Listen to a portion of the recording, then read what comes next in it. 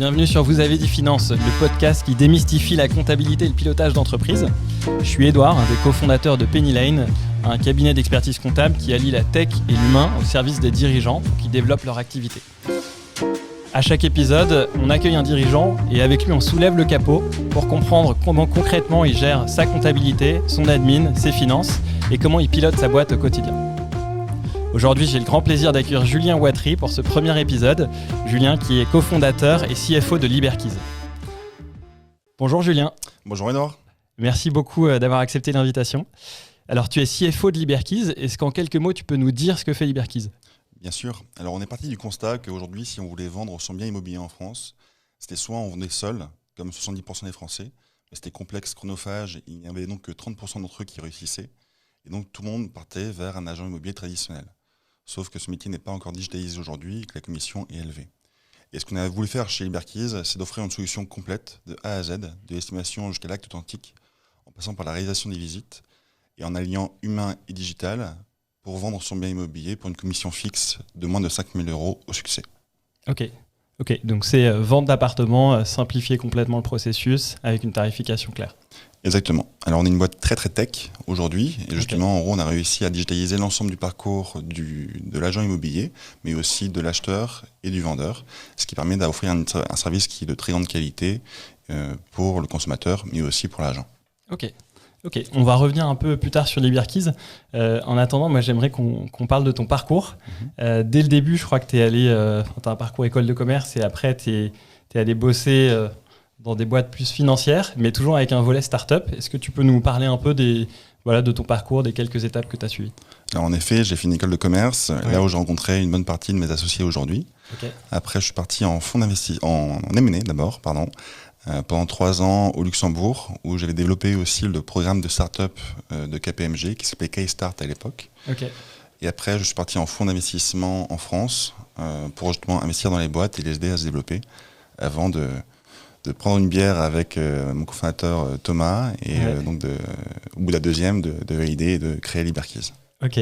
Et donc, qu'est-ce que vous vous dites à ce moment-là ? Est-ce que ça faisait longtemps que vous y réfléchissiez ? Comment vous avez l'idée ? Écoute, l'idée est venue d'une expérience que l'on a eue. Justement, on avait acheté ou vendu chacun un bien immobilier. Et c'est vrai que cette expérience, c'était encore un peu ancestrale, c'est-à-dire qu'il n'était pas du tout digitalisé et on n'avait pas forcément la transparence qu'on attendait.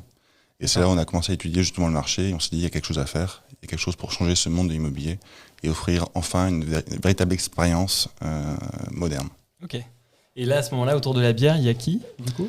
Alors, il y a Thomas qui était là, et après, on est parti chercher notre autre cofondateur, Anthony Perron, qui était à Londres à ce moment-là et qui nous a rejoint donc sur Paris pour pouvoir créer Liberkeys.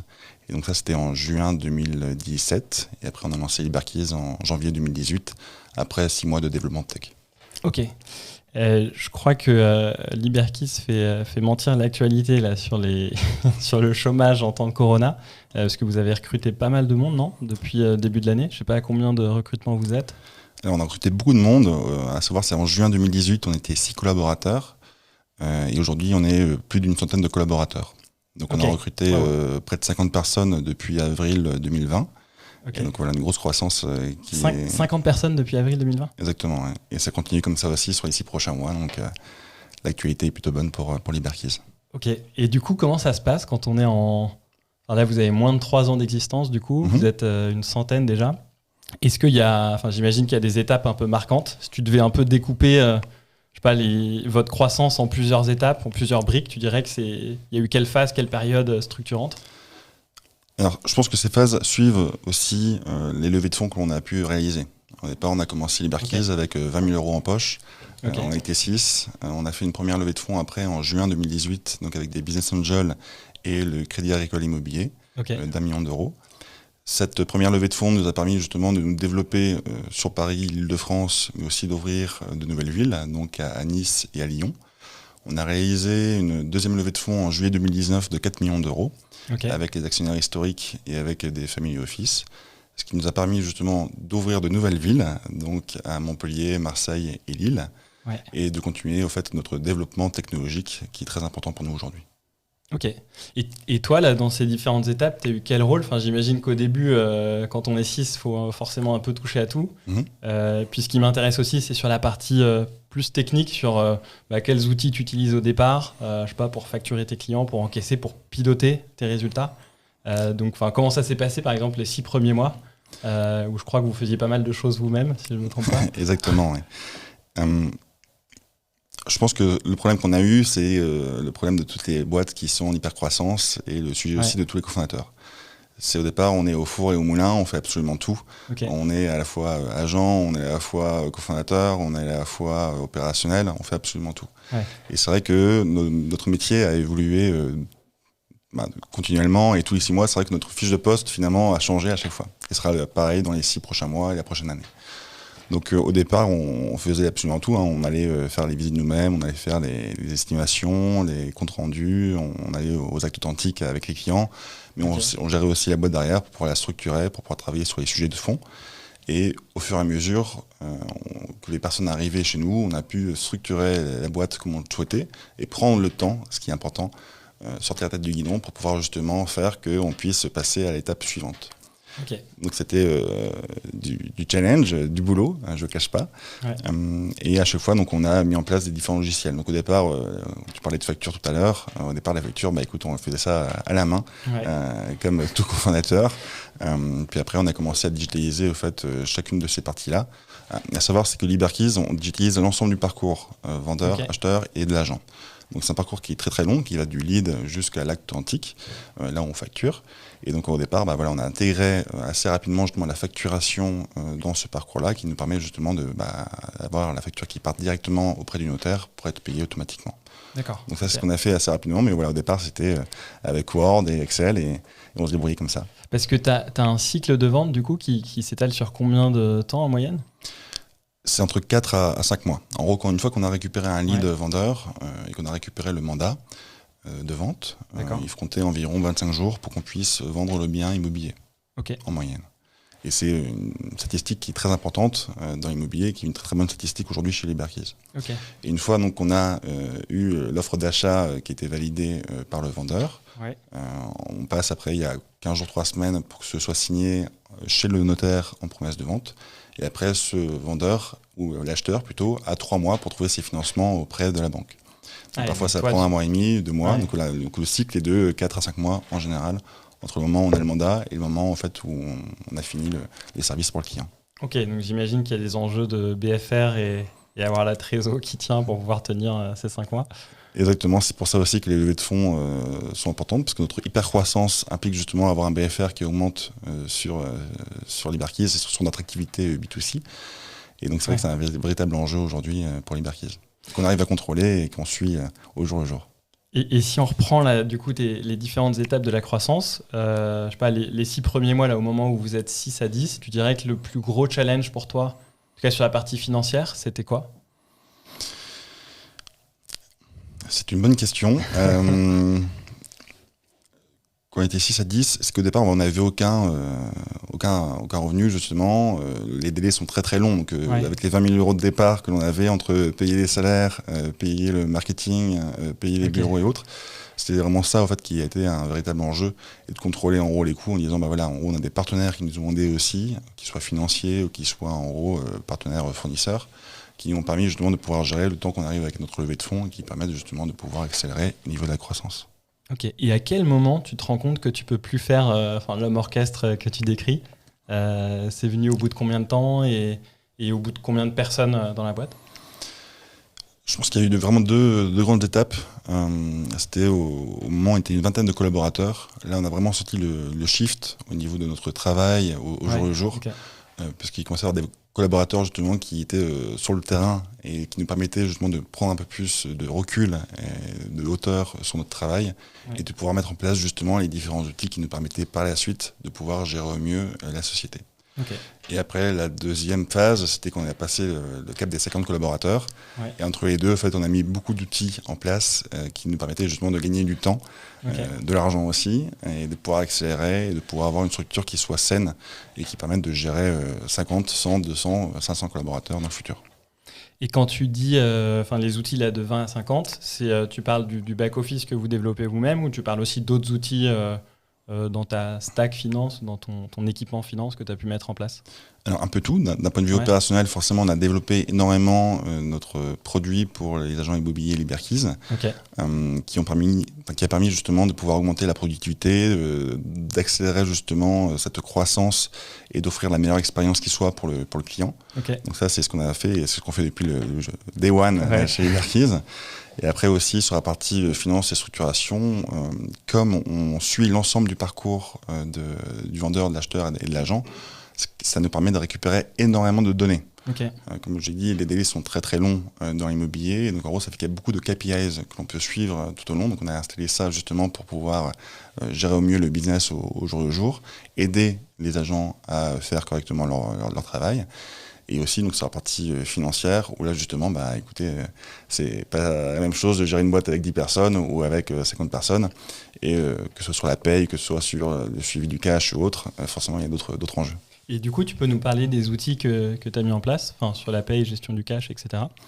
Alors sur la paye, on faisait ça au départ aussi un peu avec Word et Excel. Après on est passé sur PayFit. Qui nous a permis justement, donc il y a un outil SIRH qui nous permet de suivre justement tout ce qui est paye variable pour les collaborateurs, mais aussi tout ce qui est temps de travail, tout ce qui est aussi congé. On a beaucoup de collaborateurs qui sont sur le terrain, donc on ne voit pas forcément ces personnes tous les jours, toutes les heures, donc il faut pouvoir les suivre. Et aussi, le métier d'immobilier est un métier qui est régulé, et donc on fait très attention sur la partie légale pour être dans les normes et même au-dessus des normes. Ok. Et est-ce qu'il y a, rétrospectivement, est-ce que tu penses à un outil que tu as mis en place où tu te dis, tiens, ça c'était quelque chose qui nous a vraiment aidé, qui nous a enlevé beaucoup de pain ou de points de douleur au quotidien? Alors j'en ai deux, parce que mon département c'est les ressources, donc les ressources humaines, mais aussi les ressources financières. Donc sur la partie ressources humaines, on a énormément de candidatures aujourd'hui, on recrute beaucoup, on a eu 50 collaborateurs qui sont arrivés en 6 mois, mais on a énormément de candidatures. On a eu près de 5000 candidatures depuis le 1er janvier. Et ça, 5000 5000, ouais. Donc on a un taux de sélection d'environ 1%, parce qu'il y a un très beau taux de sélection aujourd'hui pour les toutes boîtes, je pense. Et comment vous faites pour en avoir autant? Écoutez, j'espère que Liberkeys est une boîte en tout cas qui attire les personnes qui veulent venir. C'est vrai que changer un monde qui est un marché, un monde immobilier qui est un marché juste gigantesque, c'est quelque chose qui intéresse beaucoup de personnes. Et justement notre croissance aussi fait que les personnes veulent être le 100e collaborateur, le 105e, parce que demain on sera 500, on sera 1000. Donc on a mis en place un outil qui était Lever pour tout ce qui était justement ATS, qui nous permettait de suivre justement ces candidatures et d'offrir la meilleure expérience possible, pas qu'aux clients, mais aussi aux candidats qui veulent venir chez nous. Donc ça c'était sur la partie ressources humaines et sur la partie finance. Penny Lane, je dirais qu'il nous a permis aussi de pouvoir suivre au mieux notre cash, qui est un véritable enjeu chez nous, et aussi les différents KPIs qu'on peut suivre. Ok. Merci pour la dédicace. Et justement, là, si on fast forward, on accélère un peu et on se met à aujourd'hui. Aujourd'hui, est-ce que tu peux nous parler de ton périmètre, ton équipe, ce que tu gères et en gros, quelles sont les problématiques principales que tu as au quotidien? Alors, comme je l'ai dit, notre métier change tous les 6 mois. Notre job desk change tous les 6 mois. Donc, ce que je fais aujourd'hui, c'est pas ce que je faisais il y a 6 mois et c'est pas ce que je ferai non plus dans 6 mois. Donc aujourd'hui, mon département, c'est le département des ressources. Donc, ressources financières et ressources humaines. Qui est très important aussi dans tout ce qui est start-up à hypercroissance, puisqu'il faut avoir les finances pour pouvoir financer justement cette hypercroissance et cette prise de part de marché. Et de l'autre côté aussi, avoir les bonnes personnes au bon endroit, au bon moment.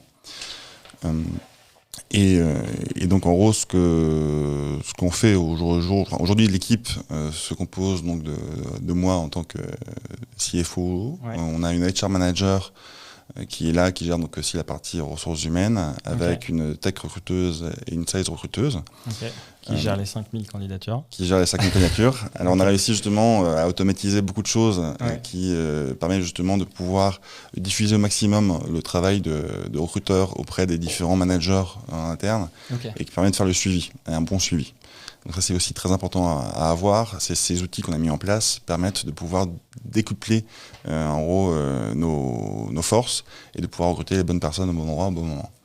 Et après, sur la partie finance, on a un office manager qui gère aussi cette partie comptabilité avec Penny Lane et des partenaires aussi qui nous entourent.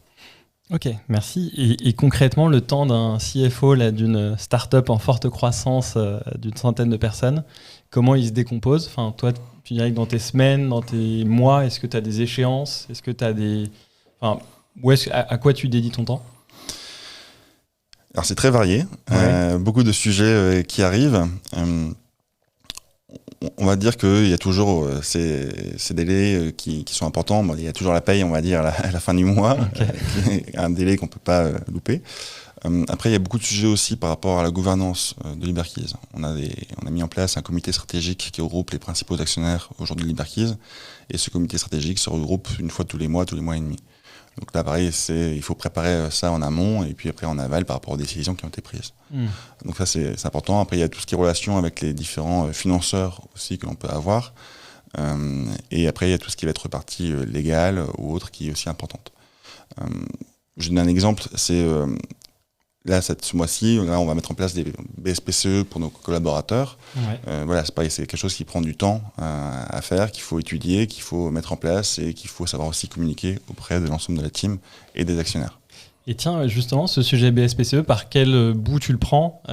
C'est un mécanisme qui commence à être connu dans le monde des startups, mais qui parfois paraît un peu obscur pour les salariés.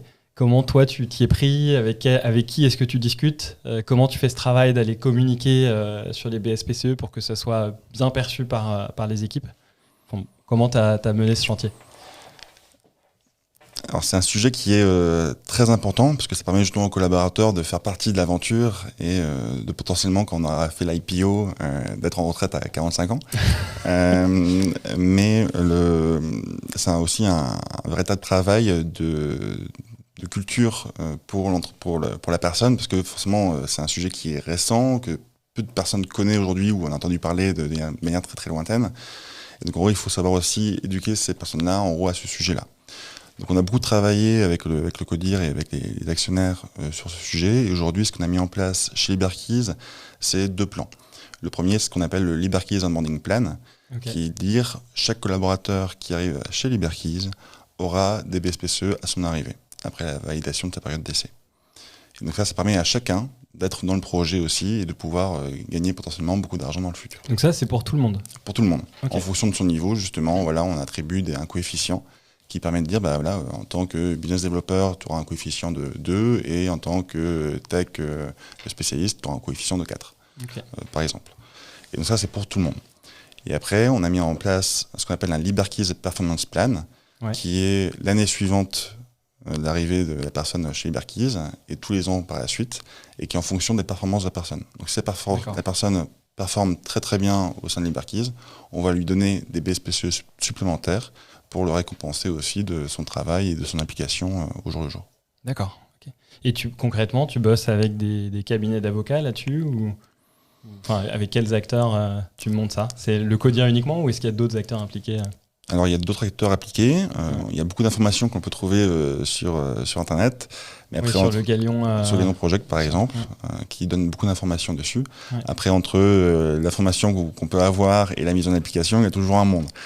Donc on s'est fait aider au début aussi par un cabinet d'avocats qui nous a aidé justement à structurer correctement les documents qui permettent par la suite après d'être récupérés et puis de faire ça à chacun des différents projets. Ok. Merci Julien. Moi, il y a 2 sujets sur lesquels je voulais revenir. Comme tu le disais, 2 sujets qui sont importants pour vous. Un premier qui est la gouvernance, où j'ai l'impression que très tôt, vous avez mis en place une gouvernance avec des conseillers qui gravitent autour de Liberkeys. Est-ce que tu peux nous en dire plus ? À quel point c'est important pour vous ? Quand est-ce que vous l'avez mis en place ? Comment est-ce que vous avez eu l'idée ? Quand est-ce que vous avez eu l'idée ? Est-ce que ça s'est imposé à vous ou pas ? Voilà. D'accord. Preneur de ton input sur le sujet. Alors, la gouvernance, c'est un véritable sujet Ouais. pour nous et pour toutes les boîtes, je pense, qui sont en croissance ou qui commencent à grossir de manière importante. Et c'est vrai que dès le départ, on a voulu s'entourer pour pouvoir structurer cette gouvernance. Okay. Donc aujourd'hui, on a 3 organes de gouvernance chez Liberkeys. Donc on a le CODIR qui reprend justement les différents directeurs des business units chez Liberkeys, qui se réunit toutes les semaines. On a le comité stratégique qui se réunit tous les mois avec justement les différents actionnaires de Liberkeys, enfin les principaux actionnaires en tout cas, ou les représentants. Okay. Et on a ce 3e organe qui est l'Advisory Board, qui regroupe 5 advisors que l'on a depuis quasiment le début chez Liberkeys et qui nous permettent justement aujourd'hui de prendre les bonnes décisions, en tout cas de réfléchir aux bonnes décisions ou quand on fait des erreurs, de pouvoir les résoudre assez rapidement. C'est un véritable enjeu parce qu'on n'a jamais géré de boîte aujourd'hui, au niveau des cofondateurs avec 100 personnes, on n'avait jamais géré de boîte avec 50 personnes et on n'a jamais géré de boîte avec 500 personnes demain. Donc il faut apprendre, il faut se remettre en question et il faut savoir aussi s'entourer de bonnes personnes pour justement apprendre d'eux et appliquer le plus rapidement possible justement par rapport aux décisions qu'on va prendre avec eux, ce qu'on fait chez Liberkeys. Et ces 3 boards là, vous les avez mis en place dès le début ou est-ce que ça a été progressif ? Alors le comité stratégique, ça a été à partir du moment où on a fait notre première levée de fonds d'1 million d'euros en juin 2018. D'accord. Et l'advisory board, ça a été mis en place aussi dès le début. Enfin, dès qu'on a récupéré justement différents advisors, grâce à l'écosystème en France et à nos contacts, on a réussi justement à regrouper les personnes qu'il fallait. Et c'est ça qui a permis de mettre en place cet advisory board. Et ces 3 boards, du coup, ils sont... Est-ce que vous abordez les mêmes sujets ou est-ce que c'est plutôt des sujets différents avec l'advisory board qu'avec les 2 autres boards ? C'est des sujets qui sont différents. Le comité stratégique, enfin le CODIR, c'est tout ce qui va être opérationnel. Enfin, je vais passer les détails dessus, tout le monde connaît. Ouais. Tout ce qui est comité stratégique, je pense, ça va être sur des décisions stratégiques de la société, donc avec un niveau assez élevé justement de vue sur les Liberkeys, sur les grands projets. Est-ce qu'on va faire des levées de fonds ? Quels sont les projets de développement qu'on va avoir ? Qu'est-ce qu'on va mettre en place par la suite dans les 6 prochains mois, la prochaine année. Okay. Sur l'advisory board, ça va être des sujets qui vont être très très très variés. Chacun de nos advisors est spécialisé sur un sujet en particulier et donc va pouvoir nous conseiller sur la mise en place opérationnelle, va pouvoir nous conseiller sur les relations qu'on peut avoir aussi entre dirigeants. Parce qu'on a différentes casquettes justement en tant que cofondateur, tu le sais bien. Et donc on a une casquette à la fois de cofondateur, à la fois d'actionnaire, à la fois de dirigeant. Et il faut prendre la bonne casquette au bon moment. Et donc ça c'est pareil, c'est chacun de nos advisors qui va nous aider, soit en one-one, soit en groupe, à réfléchir à ces sujets-là. Ok. Et le deuxième point sur lequel je voulais revenir, c'est, on en a un peu parlé, vous avez un modèle où il y a quand même un certain BFR. En tout cas, il y a plusieurs mois qui s'écoulent sur votre cycle de vente. Du coup, les levées de fonds ont été assez stratégiques pour vous. Comment ça se passe une levée de fonds ? Enfin, comment ça s'est passé pour vous ? Je crois que tu en as vécu 2 déjà. Oui. Est-ce qu'il y a des étapes structurantes ? Qui est-ce que tu vas voir ? Qu'est-ce que tu leur dis ? Pour ceux qui nous écoutent, qui n'ont pas encore levé, je pense que ça peut être intéressant. C'est un véritable sujet. Alors, moi, je travaillais en fonds d'investissement auparavant, donc c'est vrai que j'avais un peu déjà la connaissance de ce monde-là. On va dire, quand vous partez en mode start-up, il faut aller avec votre bâton de pèlerin. Alors, soit vous avez déjà fait une success story auparavant, donc c'est assez simple, soit vous n'avez jamais créé de start-up, et là, ça devient un peu plus compliqué. Mais par contre, c'est pas impossible. Ce qu'il faut voir, c'est qu'il faut être dans le bon time to market aussi. Si vous avez un projet en disant, voilà, mon marché n'existe pas, et par contre, il va exister dans 15 ans, ça va être beaucoup plus compliqué d'aller convaincre des investisseurs d'investir dans votre projet. Par contre, si votre marché est existant et qu'on voit justement qu'il y a une appétence de la part d'autres entrepreneurs sur ce marché également, c'est là où justement ça crée l'écosystème, l'émulation qui va faire que ce sera beaucoup plus simple d'aller contacter les différents investisseurs que vous pouvez trouver sur le marché. D'accord, ok. Oui, et que des fonds sont nécessaires pour accélérer fortement. Alors forcément, après, ça dépend du marché et autres. La levée de fonds est un moyen et pas une fin en soi, ce que beaucoup de personnes oublient aujourd'hui, mais en tout cas, ce qui est important aussi, ça permet d'accélérer. Si votre entreprise arrive à faire des millions d'euros de bénéfices dès la première année, c'est pas forcément la peine d'aller lever des fonds en tout cas en tant que VC. Après, en tant que LBO et autres, c'est autre chose, mais c'est pas la peine. Par contre, si vous voulez justement prendre une position dominante sur votre marché qui est en pleine mutation, forcément il faut accélérer. Cette accélération a un coût, forcément. Et donc en gros, la question c'est quel est le meilleur ROI ? Et donc c'est ça qu'il faut regarder. En fait, c'est pas forcément regarder l'EBITDA qui va être important pour toute boîte, parce que le but c'est quand même de faire de l'argent. Mais pour moi, c'est l'accélération. Quel est le coût, quel est l'investissement que je vais mettre au début, et qu'est-ce que cet argent que je vais mettre va me permettre de faire dans le futur. Il y avait une phrase d'un de mes anciens managing directors quand j'étais en fonds d'investissement qui était assez marrante et que j'ai gardée. C'est d'un point de vue financier, il faut mieux avoir 10% de Coca-Cola que 100% de Coca-Cola. Alors, avoir 100% de Coca-Cola, c'est génial, je dis pas l'inverse, mais en gros, c'est d'un point de vue aussi mentalité derrière. C'est si faire une levée de fonds vous permet d'accélérer, de prendre une position importante sur le marché, faites-la. Et c'est ce que vous devez faire par la suite. Okay. Par contre, après, forcément, il y a des enjeux qui sont stratégiques derrière, de gouvernance, capitalistique, qu'il faut regarder aussi et avoir aussi les bons partenaires qui vous accompagnent sur le long terme aujourd'hui. J'avais une question à te poser aussi sur les KPI que tu suis. Tu as parlé de board. Une autre question que j'avais, c'est quel est le rôle du CFO ? Est-ce que tu prépares des choses pour le board ? Si oui, qu'est-ce que tu prépares ? Donc, sur quoi tu as les yeux rivés au quotidien ? Alors, au quotidien, c'est sur la position cash. Liberkeys, on est une startup, cash is king, selon l'adage. Donc, c'est ce que je regarde en route au jour le jour. Après, justement, comme on a digitalisé l'ensemble du parcours de l'agent, du vendeur et du client, ça nous permet, encore une fois, d'avoir énormément d'informations. Okay. Donc là, en gros, on va pouvoir voir en direct le nombre d'offres acceptées, le nombre de ventes, d'actes authentiques qui ont été réalisés, le nombre de mandats, le nombre de leads, etc. qu'on va recevoir. D'accord. Donc il y a énormément de KPI, justement, que l'on peut suivre au jour. Et ça, c'est des informations qui sont clés pour le futur de la boîte aujourd'hui. Alors c'est un sujet parce que justement il va y avoir un acte authentique qui va être dans 5 mois, mais par contre pour avoir cet acte authentique dans 5 mois, il faut avoir en gros les bonnes données aujourd'hui par rapport au lead. Donc c'est pour ça qu'il faut regarder et en gros on a toujours en gros un temps de retard on va dire entre ce qui va arriver sur les comptes bancaires dans 5 mois et les décisions d'aujourd'hui. Donc on regarde vraiment au jour ces différents KPIs et c'est ce qu'on voit aussi donc au niveau des différents boards, à la fois le CODIR ou le comité stratégique. Ok. Et quelques questions peut-être plus personnelles sur toi en tant que CFO, si tu devais si tu devais revivre là, ces 2 années et demie, est-ce qu'il y a une chose que tu changerais, où tu te dis tiens là je me suis un peu planté, ou j'ai pris une mauvaise décision qui nous a fait prendre du retard ou qui a eu un impact Alors des mauvaises décisions, on en a pris beaucoup. Mais c'est pour ça aussi qu'on est bien conseillé derrière et qu'on essaye de résoudre ces problématiques très rapidement. Ouais. Dans le conseil que je pourrais donner, et c'est l'erreur je pense que j'ai pu faire moi au début, c'était de ne pas structurer assez rapidement en gros la boîte. Pareil, quand j'utilisais Payfit au départ, par exemple, on l'a fait quand on était 25 collaborateurs. D'accord. Donc en gros, entre faire des fichiers en Excel, PPT et Word et Payfit, il y a eu un monde à part. Et donc c'est vrai que j'aurais pu structurer en gros cette partie-là quand on était une dizaine ou une quinzaine de collaborateurs, sans attendre qu'on soit 25 collaborateurs. Parce que ça tire un petit peu au moment où tu mets en place.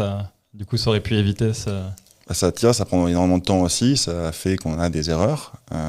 Après, le but, je pense, de tout bon CFO, c'est de structurer sa société aujourd'hui, mais qu'elle va avoir une structure qui permette de faire 10 fois plus avec cette même structure que ce qu'on a aujourd'hui. Et c'est tout l'enjeu en fait. C'est aussi par rapport au ROI, parce qu'on ne va pas mettre une structure qui est hyper rigide pour gérer 1000 personnes alors qu'on n'est que 50 personnes.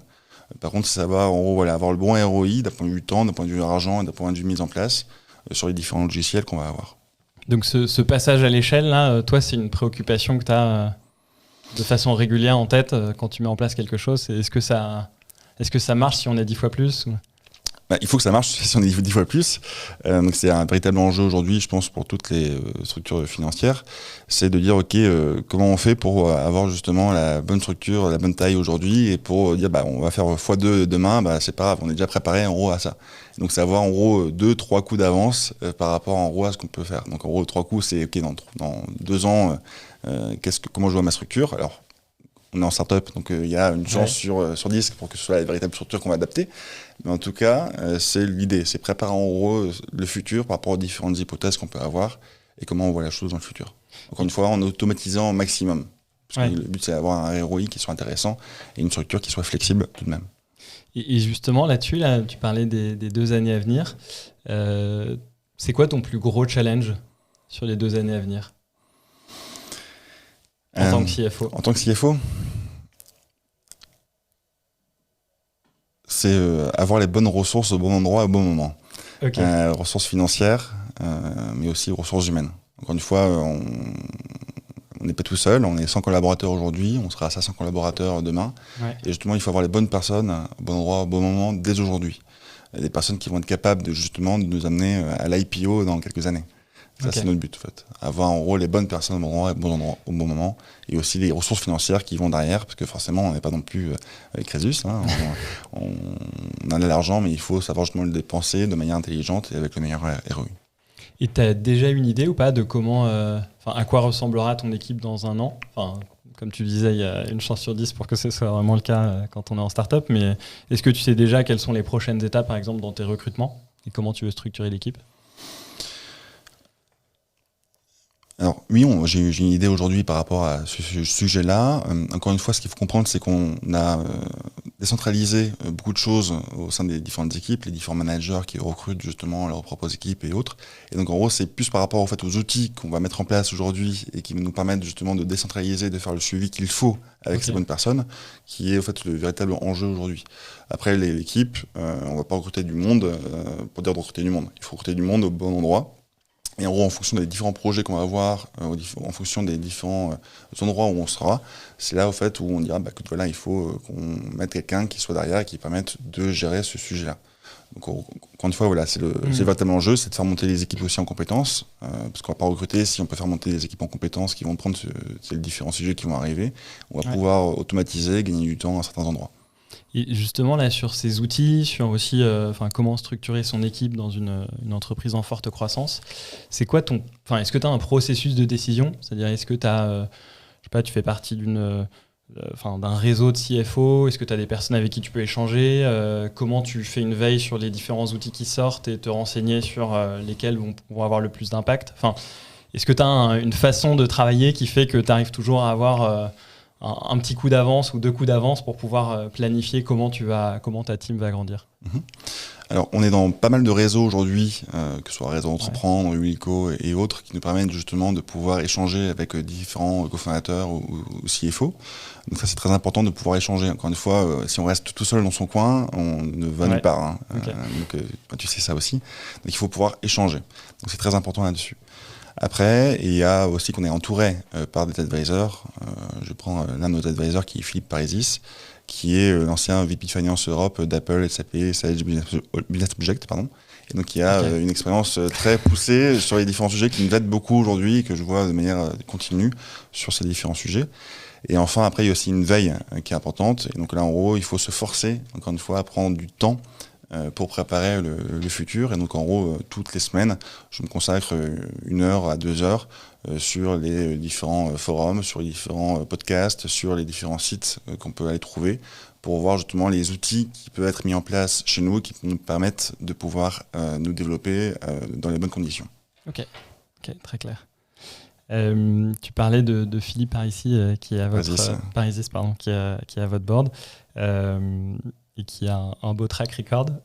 Est-ce qu'il y a quelqu'un qui a été un mentor pour toi sur cette partie finance et dans ce métier de CFO ou je sais pas, un mentor, mais quelqu'un qui t'a vraiment éclairé, qui t'a formé?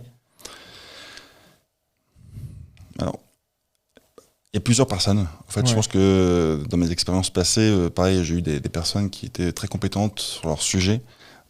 Qui m'ont éclairé, qui m'ont donné aussi leur expérience sur des différents points.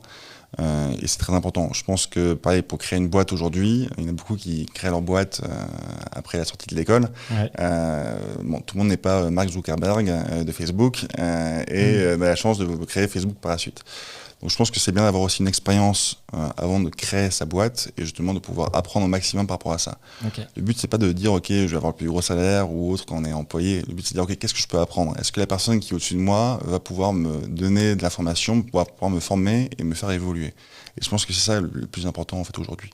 Et moi, c'était ma mentalité dès le début, en disant ok, voilà, je vais dans une boîte pour le projet par rapport à la personne qui va être mon manager et qui va pouvoir me faire évoluer. Et c'est quelque chose qui est très important dans le passé, qui m'a permis de pouvoir monter en compétence aujourd'hui.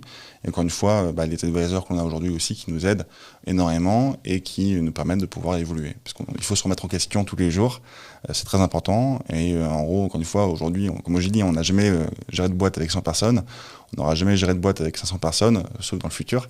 Et il faut se remettre en question et savoir évoluer et apprendre pour pouvoir être la bonne personne au bon endroit au bon moment. Okay. Potentiellement, dans 5 ans, il y aura quelqu'un quand on fera l'IPO. Il y aura quelqu'un qui sera meilleur que moi pour faire mon boulot. Alors j'espère que ce sera moi, parce que c'est-à-dire que je me serais remis en question, que j'aurais appris, que j'aurais évolué et que j'aurais les compétences pour faire ce job-là.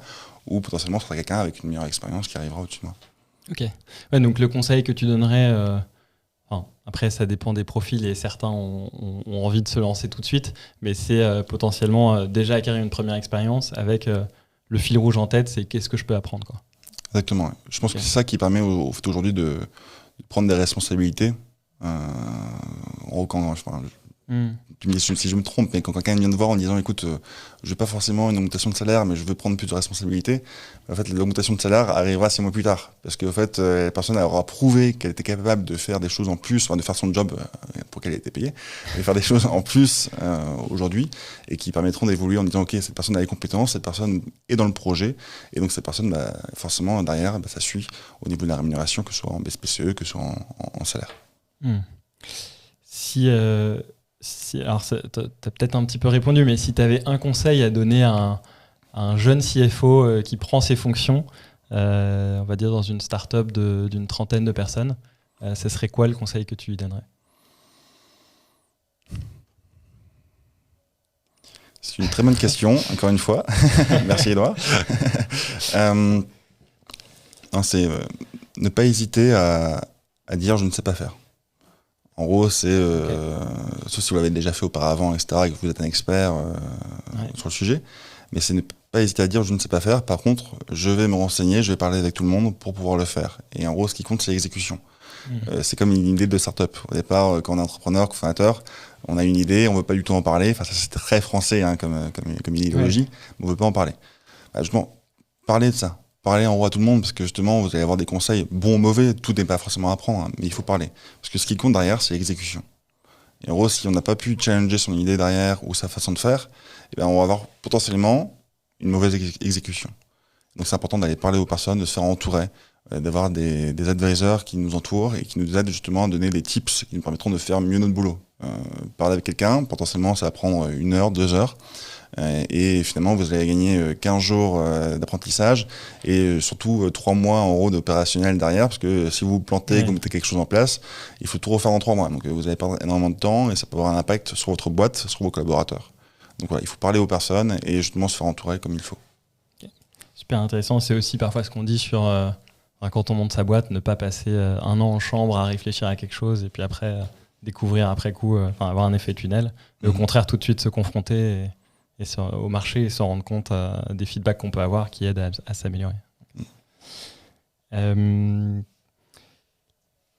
Concrètement, là, on arrive à la fin de ce podcast. Là, pour les propriétaires d'appartements qui nous écoutent et qui songeraient à en vendre, qu'est-ce qu'il faut faire ? Il faut se rendre sur... Il faut aller directement sur liberkiss.com et puis là, vous prenez un rendez-vous en ligne et on fera un plaisir de faire une estimation de votre bien et puis de le vendre dans les meilleures conditions possibles et le plus rapidement possible. Pour une commission fixe de moins de 5 000 €. Voilà. Très clair. Et dernière question qu'on a l'habitude de poser, qu'on pose à la fin de ce podcast, si on devait inviter une personne après toi pour parler justement des enjeux finances de son entreprise, qui est-ce que tu nous conseillerais d'inviter ? Écoute, j'ai déjà pas mal parlé de lui, mais Philippe Parisis, qui est un de nos advisors, qui va pouvoir parler justement pas mal sur les différents sujets aujourd'hui. Donc voilà, je le recommande fortement. Exactement. Top. Un grand merci Julien, ravi d'avoir pu échanger avec toi. Merci pour ta disponibilité, pour ton temps et pour les précieux conseils. Merci Edouard. Merci.